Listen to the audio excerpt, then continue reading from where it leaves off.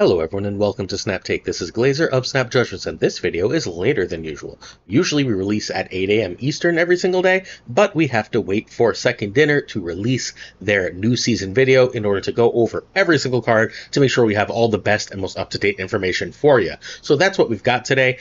This is the Fantastic Four First Steps season, the new Marvel movie coming out in about a week. So we've got the season for it kicking off right away with the season pass card. We've got Pedro Pascal in Marvel Snap with Mr. Fantastic First Steps. He is a 2/2. End turn, give a card in your hand, -1 cost or -2 power. You should immediately see this card and be thinking of two different cards. Surge, who gives the top card of your deck -1 and +1, and Phastos, who gives the top card of your deck either -1 or +2. He's sort of a mishmash between those two cards. It seems like because he's passive, because he's going to hit a different card hopefully every turn, he could be really a lot of power. He can be a lot of negative. As if he works like Phastos and Surge, when he hits skills, he's going to have multiple negatives. There's a lot to like about this card, and you can get him for free as long as you subscribe to this channel and then like and comment on this video. We're giving away 5 copies of Mr. Fantastic First Steps this week. Again, all you have to do is sub, like, and then leave a comment, and you're entered to win him. Every video this week is your chance to win. All right, let's talk about Mr. Fantastic First Steps synergies. So I'm not sure what decks really don't want this, at least like tentatively, right? If you're running 2-drops, he's a 2-drop you have to consider. A lot of it's going to come down to, however, if he's better than Surge overall. He does give 1 more power, but his ore versus Surge is hitting both means that Surge is still likely a better card. If Mr. Fantastic were a 2/3, which he was data mined as, which if he doesn't perform, I fully expect him to end up being again, if that becomes the case, I think Mr. Fantastic First Steps ends up a better card. The answer, however, is probably we just end up running both, and depending on what's in hand, it will determine which of the 2 cards we play. Galactic, Gwenpool, are Shang-Chi's. Basically, 4-drops love this, and -1 on a 4 has more value than on any other card, because you can play 2 3s at the end of the game, and you can't play 2 4s at the end of the game, so Fantastic First Steps absolutely works amazingly with those cards. Anything that wants buffs, Brood, Sinister, Shaw, Clea, Carter, any card that cares about being buffed, any card that amplifies those buffs, it really loves this. Generally speaking, however, cards that want to be buffed, cards that care about being buffed, is every card in the game. Almost every card just wants a +2 power, and that makes cards an awful lot better. There's some that make that absolutely insane and potential snap synergies. There is an end turn deck seemingly coming. Mr. Fantastic First Steps is an end turn effect. It seems like by season end we'll have an end turn deck. We'll talk about that later this video. It's not going to be at the front of the season though. We're probably not going to be able to build that deck until the end of the season, maybe even the first week of the next season. Again, more on that later. Alright, so let's talk about buying the season pass. This is from our friend Lauren Whatevs, who you can find at twitter.com/LaurenWhatevs or on the Snap on This podcast. She is the queen of Marvel Snap Math. If you remember Splitsmas around the end of last year, where we got all of a sudden extra split bonuses because that Second Dinner had accidentally nerfed those, Lauren is the person who figured that out. She is the best at this. So, if you buy the Season Pass, this is fundamentally why you should buy the Season Pass, why it is the best value in Marvel Snap, bar none. So this is a Series 5 card, that means you're automatically saving 6,000 tokens by buying this card. You're also going to get an extra 300 credits, 1,550 gold, assuming that we do our weekend missions, and for the love of God, do your weekend missions for the Season Pass card. Cosmetics. If you're the type of person who cares even slightly about cosmetics, you get 3 exclusive variants you cannot get anywhere else and that have never come back into the game in any form. 1 premium mystery variant, 2 regular mystery variants, 3 avatars, 2 titles, 1 card back, again totally exclusive, and 1 border. That's 5,800 gold worth of cosmetics. That's completely, again, a crazily huge amount, except we could even argue it's more because of the exclusive variants. In the end, with cosmetics, assuming you care about the cosmetics, season pass is worth $294.81. Without those, the season pass is worth $122.31. It costs $9.99. It is either 19.5 or 12.24 value in terms of spending in Marvel Snap. There's no other value in the game that even approaches just buying the season pass every month. We were going to redo the math when the snap pack system started, and it turns out this remains ultimately the same math, so this is just what you should do. You should be buying the season pass if you're playing Marvel Snap. Now, something is going to come up that might change our math, that might change how we have to talk and think about this in a little bit, but for the time being, I think the only thing I'm sure everyone who plays Marvel Snap should be buying is the season pass. Next up, we've got First Steps Chamo. So our friend Chamo is rank 2 in the previous season with basically this deck. What we did is we cut Mobius and Mobius. You can cut Killmonger instead. You can even cut Surge, and I put in Mr. Fantastic First Steps. I want that extra ability. This is a deck that runs 3 4-drops, and the ability to hit those 4-drops seems extraordinarily useful. Surge, Fantastic, and Zabu means that I should be able to do something like Shang Enchantress, Galacta Enchantress, Galacta Shang, Shang and Gladiator, something like that on the last turn, enabling me to trigger Fenris and really go over the top. Even if I just, like, let's say I hit something twice, I Zabu and Mr. Fantastic, I can now then Shang-Chi and then use a Merlin spell to make that a 5-drop, which would have, generally speaking, better power than a 4/3. That kind of power is really, really hard to mess with, and that's what the power of this deck is. It is, again, the number 2 ranked deck with just Mobius in that 2-drop spot. If you are not worried, you can run Mobius if you prefer. If you're more worried about, you can cut Killmonger, feel free to pick your poison, but this card seems like just an extra way to make this deck, do the thing it wants to do, and I'm really excited to take what is probably the best control deck, the highest ranking control deck to be sure, in Marvel Snap, and add another consistency piece to it. Heck, even without the negative cost, turning Gladiator into a 10, letting it kill extra things, turning Galacta or Gwenpool into an 8, that's amazing power. I think this is going to be through the roof. I think we do generally want Surge in play before we want Mr. Fantastic First Steps in this, but having the backup plan of Fantastic First Steps seems amazingly worth it to me. Before we go forward, remind you to hit that sub button, as we are doing our very best to bring you the best Marvel Snap content every single day. We are giving away a ton of season passes. If you appreciate consistency and top Marvel Snap content, again, ask anyone in the community. We are some of the most respected voices around, so if you're interested, please hit that sub, and a like and a comment help us fight that YouTube algorithm, which is always a pain in the butt. Next up, we've got the Fantasticar, and this is our Season Pass Premium card. That's right, you have to spend an extra $10 a month if you want this card. I hate that. I'm going to tell you right now, I don't like it. I feel like I have to buy this as a content creator, and I'm frustrated. I'm frustrated for 2 reasons. The things you need to buy to basically keep up with all the cards in Marvel Snap is now amounting to $25 a month. It used to be, it was previously $10 a month. Then, when they went to the new system, it was $15 a month. The Season Pass and the Gold Pass, if you were careful, and you made sure you hit your your out-of-game web shop every day, you could do it at $15 a month. Now it's $25 a month. That's more than Netflix. That feels like too much to me. This feels like a major ask that's going to chase people off. But more than that, there's a lot of the community that's in countries that aren't in America, right? That aren't in Western Europe. If I've got family in Colombia who would love to play Marvel Snap, $25 a month is a huge amount. That's just not an affordable and repeatable amount of money to spend on a digital game. They're going to have to go free to play or just be falling further and further behind. I really, really don't like this decision, but this is going to be the Season Pass Premium card. And then it is a 4/7 with an Activate. Give your end of turn cards +2 power. Now, the only upside is this is a Series 4 card, so if you just wait till the end of the season, you can get this on the cheap. This is only 3,000 tokens, so it's not the end of the world if you're a month behind for this one specific card, but because it's an Activate that really works well with the end of turn cards, right? Turning First Steps into a 2/4 is a really big deal. If you can build an end of turn deck, if you get 3 of those cards out, you've got a 4/13. 4/13 is huge, crazy power, and I'm really excited to use that. However, I don't think that deck exists right now. Let's talk some synergies. So with just 2 triggers, this succeeds Galacta, but it doesn't have the multi-hit idea, right? So this is never going to work with a Brood. This isn't going to work with a Shaw. The cards that really care about getting the extra hits, so it's going to hit wider, but it's not going to hit as tall when it hits those specific cards. This works with all the First Steps Fantastic Four, with the exception of Invisible Woman, we'll talk about later.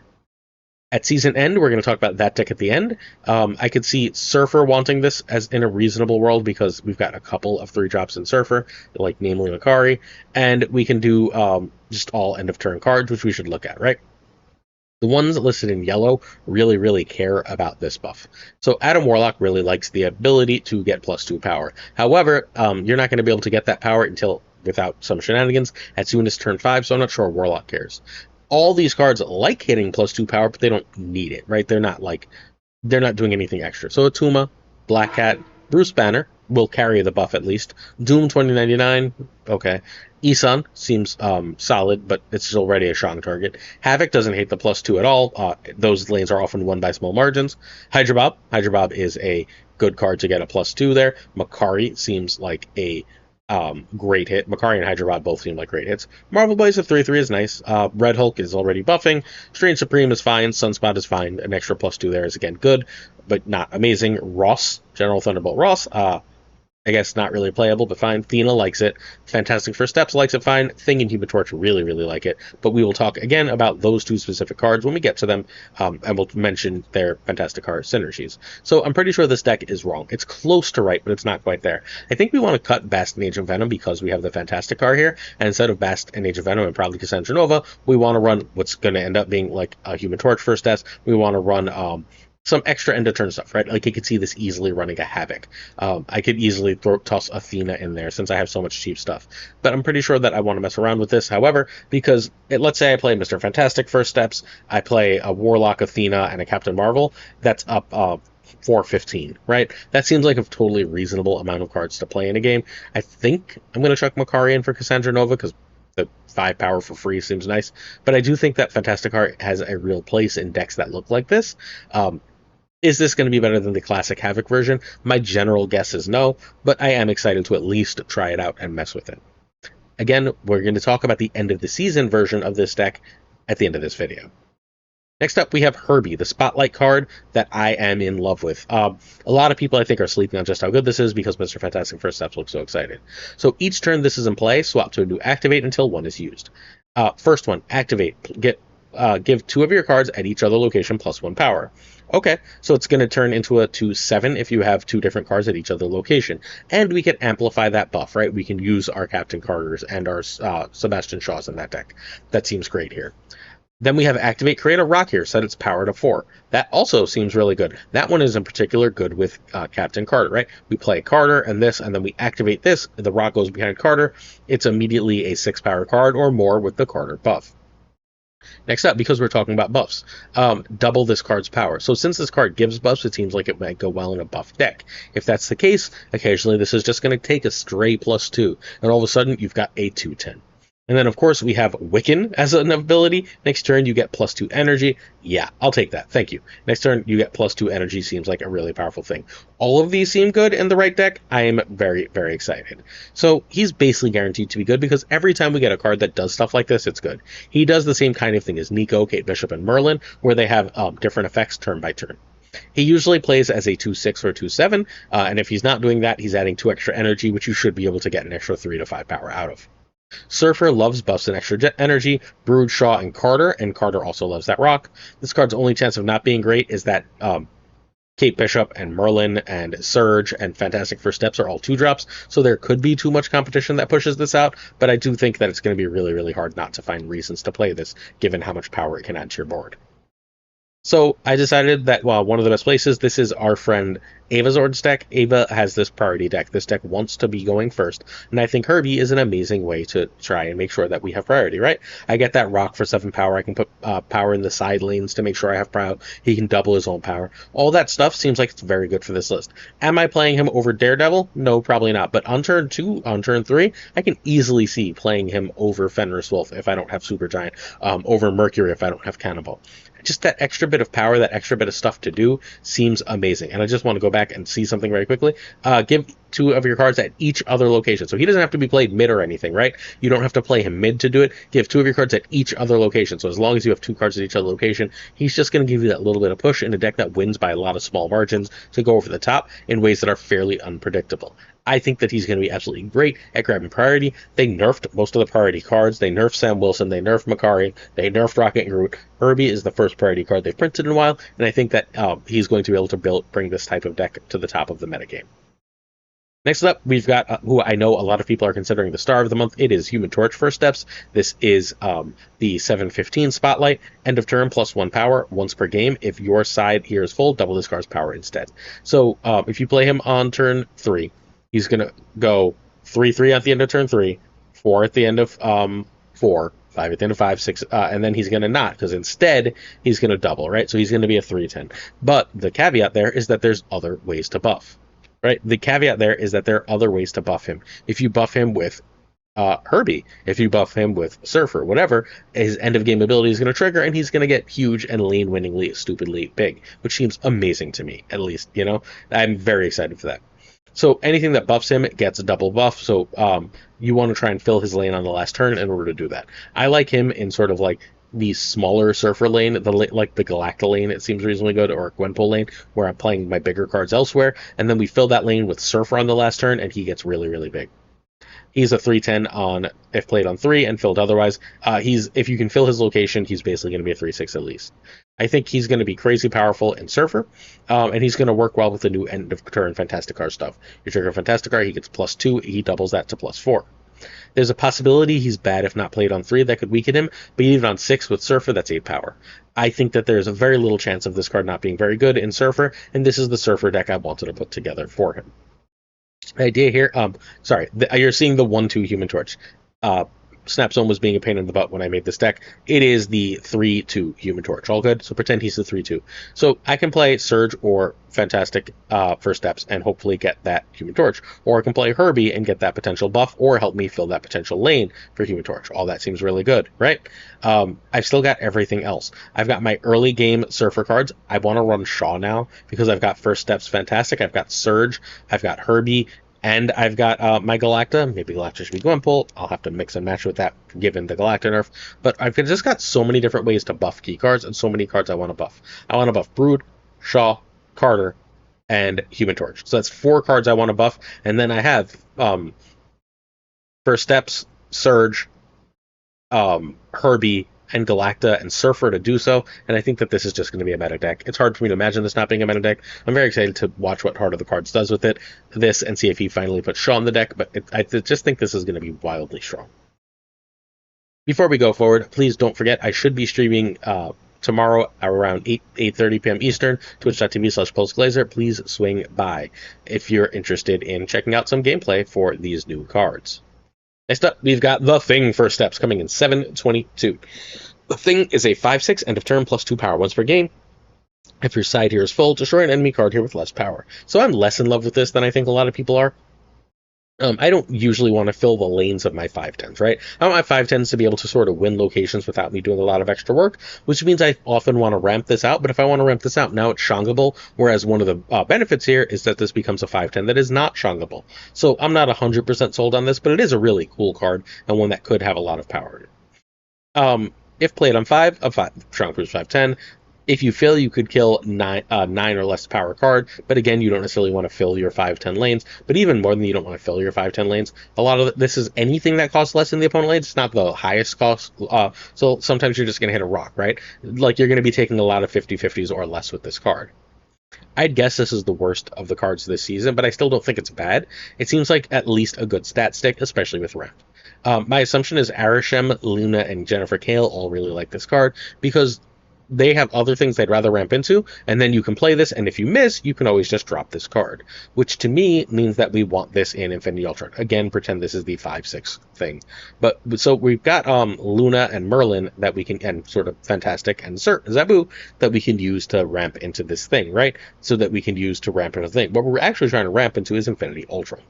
But the Thing is a perfectly fine and valid way to sort of have other things to do there. Is this going to be really good? I don't think so. I think that there's a better Infinity Ultron deck. I think that there's better Merlin decks. I think there's better Fantastic First Steps deck. Thing, I'm kind of low on. But again, this seems like a good deck, if not an ultimate meta killer deck. Next up, we've got the limited time game mode cards. First, we have Mole Man. So happy Mole Man's in the game. What's he do? Series 4, banish the top card of your deck, add 2 rocks to your hand, set their power to the banished card's cost. Okay, so remember, it set their power to the banished card cost. You're not getting 20 power rocks. If you discard Infinite, you're getting 6 power rocks. So this is a 3/3 that can give you 2 1/6s, which would be amazing value, right? That would be 5 for 15. We love that. But it's often going to miss, and a high curve deck seems required. I'm not sure 100% what deck that is. Banished prevents this from being really cool with Morgan, Hela, or Dormammu. But this could be a Good Machine deck. So I decided to throw this into Good Machine. That little blank spot is, again, the 3/3 Mole Man. I've got plenty of ways to get rid of my Electro here, right? I can get rid of my Electro with War Machine. Oh, I guess I've only got one room here with my Electro. So I can get rid of my Electro with War Machine, but sometimes I can just banish it right off the top. I've got Lunar, Red Wing, etc., etc. Almost everything I hit here is at least decent. Is this going to have a home in this deck? No, I think Mole Man's probably bad, but this is the style of deck that I want to try it in. We also have the Mad Thinker. Matt Thinker is another strange card, and again, this is for the second limited time game mode, the new one coming on 7/24. At the start of each turn, after drawing +2 power, if your hand is full. Cool. So you've got to fill your hand after draw. You've got to have 6 cards, or 7 cards at the start of the turn, which is a dangerous game to play. He can get reasonably big relatively quickly, though, especially if you trap him early. Let's say you trigger him twice, he's a 1/5. Okay, maybe I don't want to do all this work for a 1/5. Like Scratch, this needs to be on the board, which is a problem because if you draw it late, it's a dead card. It can be good in Thanos or Hand Generation or Moon Girl, but a mid-late draw caps him really hard. Merlin and Kate decks may try this, and he should reliably be a 1/5 and draw him early, so there's at least some possibility he's decent. I don't think so. This is the deck I think you have to try him in, right? A deck that looks like this. This is just a decent Victoria hand list, right? And you can say, all right, well, I've got Frigga, I've got Merlin, I've got Kate. A reasonable amount of time because I'm also running Collector and Mirage. A reasonable amount of time I'm going to fill my hand. If I've got an extra 1/5 to play on top of my demons, that doesn't seem so bad. Do I want to play him here? No, I think there's like 6 better cards I can put in that spot. But and I also think that Nicholas Scratch, even with just Merlin, is fairly likely to be within a point or two of his power. So no, I don't think this card is very good. I think these limited time game mode cards this month kind of suck, honestly, which is a shame because I love Fantastic Four and I love the idea. Next up, we've got our final card of the season, Invisible Woman First Steps, who is a 3/5 activate. Activate this turn, your end of turn abilities happen twice, so you usually want to do that on the last turn of the game, and you want to double all the like Human Torchy stuff at the end of the game. That seems like it's really useful. It's not very useful with Reed. Reed wants to happen early, and you don't really want to double Reed unless you've got a really, really specific target. I do think you're always going to hit it, but generally speaking, Invisible Woman is this like great way to like say, oh, my Human Torch is now 20 power. Okay, my thing is now killing 2 things, that kind of thing. It seems like an incredibly powerful and useful thing to do, and it's decent as well with a bunch of other stuff. This is the card that pulls the end of turn effects together. You've got these 2 activates along with this and the Fantasticar that are your payoffs for running that deck. This may need more pieces after the season, but this is a strong card, and it can go in Surfer right now because it's a 3/5. Well, let's look at the end of turn cards and the ones that really like this one. So Adam Warlock is still really, really happy to now. Adam Warlock's going to draw 2 cards, which seems great to me. If you can like guarantee that, you can always trigger it, and you're pretty satisfied. Bruce Banner gets an extra chance at turning into Hulk. Doom 2099 might really, really love this. An extra Doombot might be what that deck needs. Havoc getting an extra +4 is ridiculous at the end of the game.